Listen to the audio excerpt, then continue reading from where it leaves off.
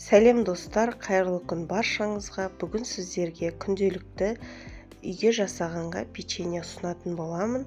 Міндетті түрде жасап көріңіздер.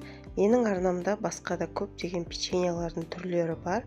Сол жаққа өтіп көрсеңіздер болады. Менің арнама міндетті түрде тіркеліп алыңыздар. Ал енді біз печеньемізді жасауды бастаймыз. Ол үшін үлкен ыдысқа еліктен өткен ұнымызды саламыз. Ұнымыздың үстіне сары майымызды салатын боламыз. Екеуін жақсылап араластырамыз.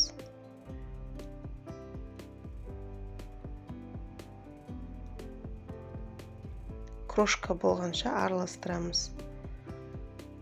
Міне крошка болды. Енді үстіне біз қантымызды себетін боламыз. Сеуіп болғаннан жақсылап араластырамыз.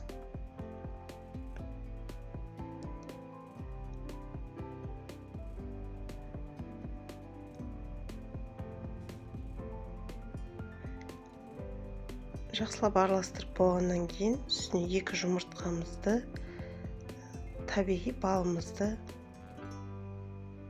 қосатын боламыз. Менде табиғи бал болғандықтан үсті жарылып, печеньеміз өте әдемі түске енді.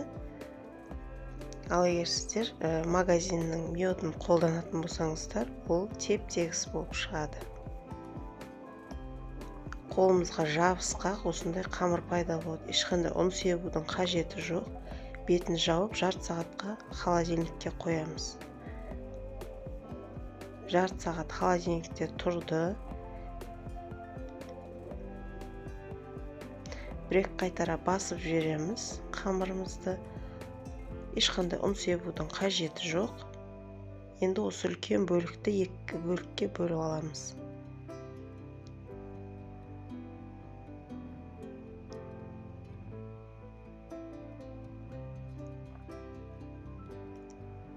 Осылай қолдың көмегімен ұзыншалап жайып аламыз.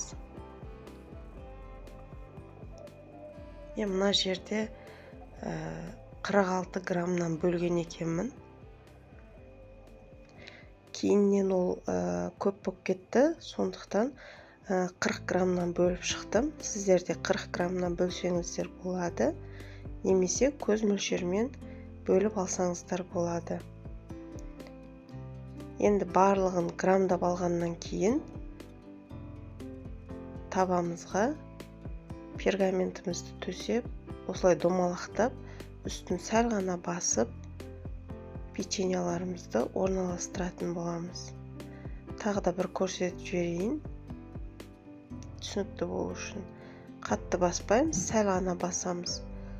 Ол пешке түскен кезде өзі сәл жайылатын болады. Міне біздің печеньеларымызды жасап дайындадық, енді пісіріп аламыз. Достар, менің каналымда осындай махровый торттың рецептісі бар.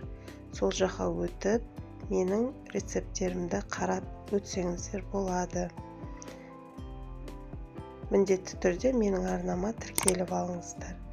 Міне біздің печеньеміз дайын, бетіне сахарный пудра сеуіп, әсемдеп дастарханға ұсынсаңыздар болады. Ас болсын, сіздермен болған Айдана.